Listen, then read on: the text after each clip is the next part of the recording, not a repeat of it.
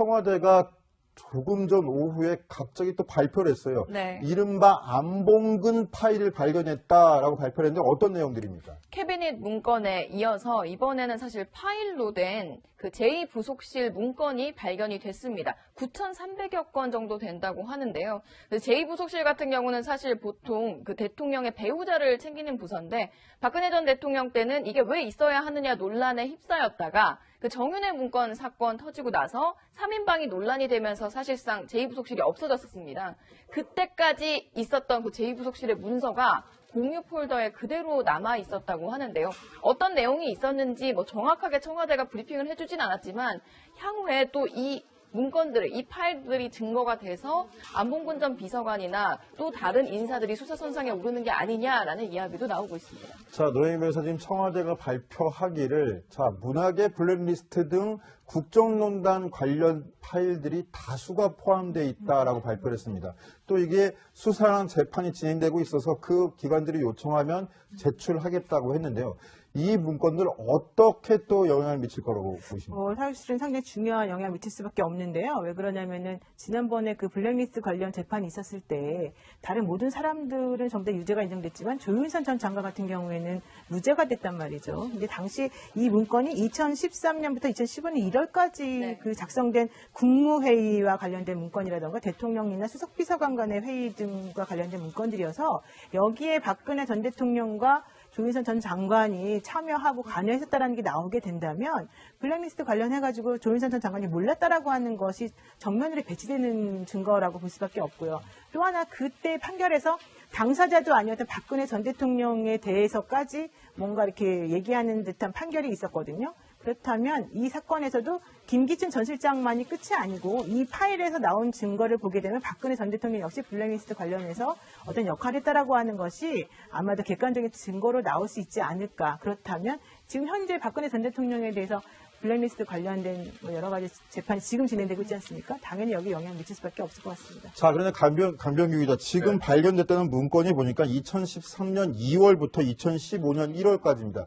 정확하게 안봉근 비서관이 제2부속실 비서관으로 근무할 때 기간하고 정확하게 일치를 하거든요. 네, 맞습니다. 안봉근 비서관 문고리 3인방 중에 핵심으로 꼽히면서도 이번 사건 수사 대상에서 제외가 됐었는데 다른 전환점이 마련되는 걸까요? 예, 그렇습니다. 일단 청와대는 현재 수사와 재판 관련 파일을 이제 관련 기관에 제출을 할 거다 이렇게 얘기를 했었고요.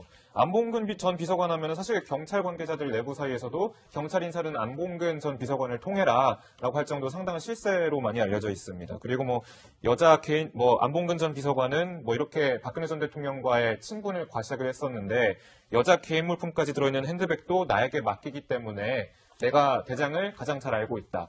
그리고 내가 대장에게 한마디만 하면 수석 한두 날리는 것쯤은 일도 아니다라고 얘기하면서 상당한 그런 인사 관련 관계성을 많이 주장하기도 했었죠. 특히 문고리 3인방 그 3명 중에서도 박근혜 전 대통령과 거리로 따지면 사실 가장 가까이 있었던 비서관이었거든요. 그래서 공공연하게 박 전 대통령 가장 가까이 있으면서 내가 실세다라고 과시를 했다라는 이야기들이 정해지는데 그 제2부속실의 구성을 보면 예전에 윤 전추 행정관이라던가 이영선 전 행정관 같은 경우도 모두 다 제2부속실 소속이었거든요. 그래서 당시에 최순실 씨 의상실에서 휴대폰을 닦아주는 영상이 공개돼서 논란이 되기도 하고 했었는데 지금 9,000건 넘게 나온 그 문건 중에 그런 내용들과 관련된 고리들이나 증거가 있다면 결정적이지 않겠느냐. 특히 박 전 대통령 구속되는 날까지도 모습을 드러내지 않았던 이 문고리 나머지 3인방 중에서 2명 비서관들이 결국 또 한 번 이렇게 조사를 받거나 수사선상에 오르는 게 아니냐라는 이야기도 8건의 그 제2부속실 문건이 이제 발견이 됐는데요. 이거 기존 것과는 다르게 기존에는 종이 문서들이 발견이 됐는데 이번에는 그 공유 폴더, 제2부속실에서 사용하던 공유 폴더에 담겨 있던 것이 우연하게 직원이 이제 스캐너를 연결하던 과정에 그 존재를 발견을 했고 그래서 그것에 과거 문건이 담겨 있는 것을 확인을 했습니다. 근데 이제 이게 의미가 있는 게 뭐냐면은 이제 지난달에도 이제 문건이 발견되지 않았습니까? 근데 주로 그 문건들은 2015년 3월부터 2016년 11월까지 해서 박근혜 정부의 후반기에 있었던 문건이에요. 대부분이. 근데 이번 건은 2013년 3월부터 해서 대부분 박근혜 정부 초반, 그러니까 초반과 2015년. 예, 2015년 1월까지요. 그러니까 예. 초반과 후반이 이제 연결고리가 거의 다 이제 퍼즐이 맞춰졌다 이렇게 보시면 될 것 같습니다. 아, 그 전에 게 언제였었다고? 주로 후반부였었다고요? 그 전에 게 이제 뭐 민정수석실, 정무수석실 다 다르긴 한데 제일 많은 게 정무수석실이었고요. 그게 예. 2015년 3월부터 2016년 11월이니까 정확하게 아하. 이제 딱 맞물리는 거죠. 그러니까 요번에 제2부속실 거는 그 전반기, 예. 그 전에 거는 후반기 이렇게 보시면 될 것 같습니다. 최 교수님. 예. 그런데 제2부속실은 정윤회 문건 파동이 있었던 2014년이죠. 예. 2014년 11월, 2015년 초. 예. 그 조응천 비서관이 해고되는 시점이 4월인가 5월 고언절이죠. 그렇죠. 예. 그때 하면서 제2부속실은 없어진 거 아니에요? 그리고 원래 제2부속실이라고 하는 게 예. 영부인, 예. 영부인 관련 업무를 보고 있던 곳인데 왜 제2부속실이 있냐 봤더니 나중에 봤더니 결국은 제2부속실이 최순실 씨를 보좌하던 이런 역할을 하고 있었단 말이에요. 그랬었죠. 그러니까 예를 들면 이런 거잖아요. 제2부속실이 주로 했던 역할이 예. 비선 실세 보호 역할을 한 거예요. 거기에 수행 뭐 이런 역할을 했죠. 안봉근 잘 아시는 예. 거예요. 지금 도망 다니다가 이번에 이제 기소 재판에 나와야 돼요. 도망 다니진 않았어요. 수배 안 당했으니까요. 아, 그럼 그러니까 일단 출석도 안 하고 막 왜 명예훼손으로 멀쩡한 사람을 안봉근 씨하고 비슷하게 생겼어? 이건 100% 명예. 그러니까 이거 명예훼손 김남국 변호사가 김남국 변호사 수임하세요. 수임. 계약서 써달라. 어쨌든 안봉근 그다음에 이영선 윤전추 잘 아시는 것처럼 예, 안봉근, 이영선, 윤전추 이 사람들이 소속돼 있던 곳이 제2부속실이에요. 그러니까 그 사람들 했던 일을 잘 아시잖아요. 의상실 가서 전화기 딱 가서 최순실한테 건네주는 그 장면. 옷값 내주고. 예, 그 옷값 내주고. 그러니까 주로 최순실과 연관돼 있는 일들을 했던 곳이 제2부속실이고 예. 거기에서 만들었던 또 거기서 관리하던 자료들이 폴더에 남아 있었거든요. 그렇죠. 그렇다면 그 내용 중에 많은 부분 최순실과 연관된 그런 비리와 관련된 부분도 있을 가능성이 있고 예. 또 한 가지는 정윤의 문건 관련해서도 그 당시에 제2부속실에서 업무를 일정 부분 파악하고 있었을 가능성이 있어서 그 부분도 포함되어 있을 수 있고 예. 이제 마지막으로 하나 더 얘기하면 이제 어제 박수현 대변인이 뭐라고 했냐면 블랙리스트 관련된 문건도 포함되어 있다고 그랬어요. 그래서 요 세 가지 정도가 이제 주요 내용이 될 가능성이 있고 어제는 이제 워낙 야당에서 비판을 많이 하니까 내용의 구체적인 내용 얘기 안 했거든요. 어떤 뭐 예를 들면 어떤 자료들만 있다 이 정도까지만 밝혔는데 이제 아마 이제 특검이나 검찰의 자료가 넘어가게 되면 지금 말씀드린 최순실 관련된 비선 실세를 어떻게 청와대가 관리하고 수행하고 도와줬느냐 하는 부분도 포함될 수 있을 것 같고요. 예. 블랙리스트 관련 그다음에 그냥 묻혀버린 정윤의 문건 관련된 것도 일정 부분 자료로 있을 나올 수 가능성이 있겠다. 있다. 예, 아하. 그렇게 보시죠. 김남국 변호사님. 제2부속실인데요. 국무회의, 대통령 주재 수석비서관회의, 비서실장 주재 수석비서관회의. 이거 CG 없나요? CG는 국 끓여 먹었나? 자, 기타 회의 자료면 문서 파일도? 뒤에 나왔습니다. 아, 이건 옛날 거예요. 이해를 못하는 거예요. 지금 무슨 CG를 요구하는지. 자, 여기서 9,308건인데 국가 중요 자료는 다 여기서 나왔어요. 네, 내용들을 보게 되면 국무회의 문건이 292건이 지금 어허. 들어가 있고요.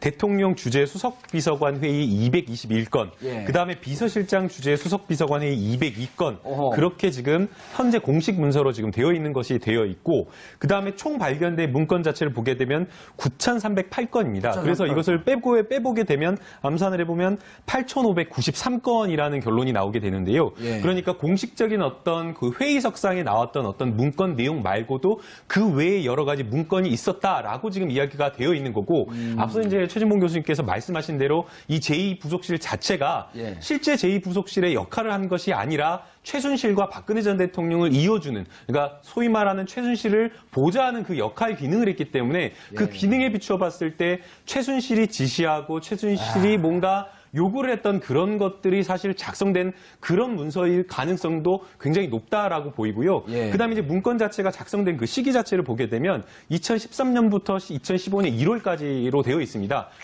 집권하고 바로 그때 시기예요. 그렇죠. 초반부터 작성이 계속되었다라는 것을 의미하고 그 다음에 집권 중반까지, 그러니까 박근혜 전 대통령의 그 박근혜 정부의 권력이 가장 높았을 때에 까지 작성이 되었던 그 시기라는 점을 고려하면 사실상 어떻게 보면 굉장히 어떤 내밀한 내용들이 불법적인 내용들이 포함되어 있는 문건들이 있을 가능성이 사실상 높다라고 추론을 해볼 수는 있을 것 최 같습니다. 교수님 이렇게 보면 어떨까요? 예. 박근혜 전 대통령이 탄핵되기 전에 1차, 2차 사과할 때 무슨 얘기를 했냐면 초반부에 비서진이 진용이 잘 갖춰지지 않았을 때 묻고 몇 건 참고한 건은 참고한 적은 있었다. 비서진이 갖춰지고 난 다음에는 그러지 않았다. 근데 나중에 보니까 2015년까지도 문서가 오고 갔던 기록이 있단 말이에요. 그럼 여기 이 부속실에서는 결국은 전체 국가 중요 문서를 최순실한테 주고받는 역할을 했던 그 문서가 나온 거 아니냐. 그럴 가능성이 있죠. 지금 말씀하신 것처럼. 예. 왜냐하면 2015년 이후에는 부속실이 없어져요. 없어졌죠. 네, 그러니까 예. 그때까지 활동을 했거든요. 그렇다고 하면 지금 정봉주 의원이 말씀하신 것처럼 그런 내용이 포함되어 있을 가능성이 충분히 있죠. 지금 뭐 우리가 보질 않았기 때문에 예. 뭐라고 단정지어서 얘기할 수는 없겠지만 제2 부속실이 했던 역할들을 보면 대체적으로 비선 실세인 최순실을 도와주는 역할을 했다고 우리가 추정할 수 있을 텐데 문서는 이게 왔다 갔다 하는 그러니까요. 거네요. 그럴 수 있죠. 거기서 예를 들면 6기가바이트예요. 예, 6기가바이트. 아까 김남욱 변호사 얘기했듯이 8,000건 이상이 지금 현재 공식적으로 회의석상에 나온 문건이 아닌 다른 문건이란 말이에요. 아하. 그런 문건이라고 하면 이 문건들이 최순실과 연관돼 있거나 아니면 최순실에게 일정 부분 정보를 넘기기 위한 문건일 가능성도 우리가 전혀 배제할 수 없는 상황이다. 라고 볼 수밖에 없고 또 하나는 이제 세월호도 사건도 그 당시에 터졌잖아요. 2014년 4월 16일이니까요. 그렇죠. 그러니까 그 기간에 포함되어 있어요. 그렇다고 하면 최순실이 주도적으로 어떤 역할을 세월호 관련한 정보를 뭐 어떤 형태로든 뭐 이미지를 바꾼다거나 아니면 정보를 일정 부분 좀 없앤다거나 이런 얘기들을 했을 가능성도 우리가 예측해 볼 수 있는 부분이라는 생각이 듭니다. 야, 그런데 정말 이 자료를 왜 안 없애고 갔을까요? 제2부속실이 없어지면서. 이런 추정도 가능하지 않나요? 대외적으로는 제2부속실이 없어졌다고 하지만 그 이후도 계속, 근데 그 이후에 했으면 그 이후에 문서도 남아 있어야 되는데 2015년 1월로 끝났단 말이에요. 그럼 이때 하고 부속실 없앤 건 맞고 다른 쪽으로 옮겨갖고 업무를 봤을 텐데 안봉근 비서관이 이걸 왜 안 없앴죠? 이게 고의로 안 없앴다라기보다는 아마 좀 실수가 아니었나라는 생각이 듭니다. 그러니까 사실은 그 문건이 뭐 민정수석실에서 발견되고 뭐 정무수석실, 국가기획실 뭐 여러 군데서 발견됐기 때문에 예. 사실 민정수석실에서 발견된 이후에 청와대에서는 모든 그 청와대 내에 있는 수석실의 캐비넷이나 이런 것들을 전수조사해서 남겨져 있는 문건을 확인하겠다라고까지 예, 했는데 그랬었죠. 예, 그때 발견되지 않고 지금 이번에는 공무별도 형식으로 발견이 된 겁니다. 예. 그러니까 아예 그 제2부속실 자체에서 아예 그 컴퓨터 내에 있는 프로그램이나 이런 세팅 자체를 전부 다 초기화하고 포맷을 해가지고 파일 자체나 뭐 문건 형식으로 남기지를 않았는데 공유 폴더 형식, 그러니까 소위 말하는 클라우드 형식으로 해서 다른 곳에 저장해왔던 그 디렉토리 자체를 너무 이제 안쪽으로 해놨다 보니까 사실상 이것을 실수로 남기고 간 것으로 봐야 될 것 같습니다. 예. 이게 또 다른 폭탄이 될 수 있을까요? 김준일 기자님. 예, 일단 지금 가장 주목받는 부분은 이제 조윤선 전 장관이 1심에서 이제 블랙리스트 관련해서는 무죄를 받지 않았습니까? 다만 이제 그 국회 위증은 이제 유죄를 받아서 이제 징역 1년에 집행유예 2년을 받았는데 이제 그게 굉장히 좀 이상한 거죠. 왜냐하면은 김기춘 실장과 그 밑에 직원들은 다 블랙리스트 관련해서도 유죄를 받았는데 예. 근데 이제 이 기간이 언제냐면은 조윤선 이제 전 장관이 문체부 장관 하기 전에 정무수석으로 있을 때였거든요. 예. 이 기간이. 그래서 정무수석으로서 블랙리스트 어떤 작성 과정이나 이런 거에 깊이 관여를 했고 제2부속실에서 그런 것들을 입증해 줄 만한 자료가 나올 수도 있다라는. 그때 판결문은 판결 내용은 이거였었죠. 정무수석실에 있었지만 이미 정무수석으로 가기 전에 비서관들이 다 작업을 끝냈고 실제로 정무수석실에서 정무수석으로서 깊이 관여하지 않았다. 예. 관여했다고 볼 수 없다. 예. 그래서 무죄가 나온 거 아닌가요? 예, 그렇게 나왔는데요. 그러니까 여기에서는 그거를 뒤집을 만한 이제 증거가 나올 수도 있는 거죠. 그러니까 왜냐하면은 이미 작성이 됐다라고 하지만 중간에 이미 또 다시 새롭게 보고를 받았다든지 그거에 대해서 회의를 했다든지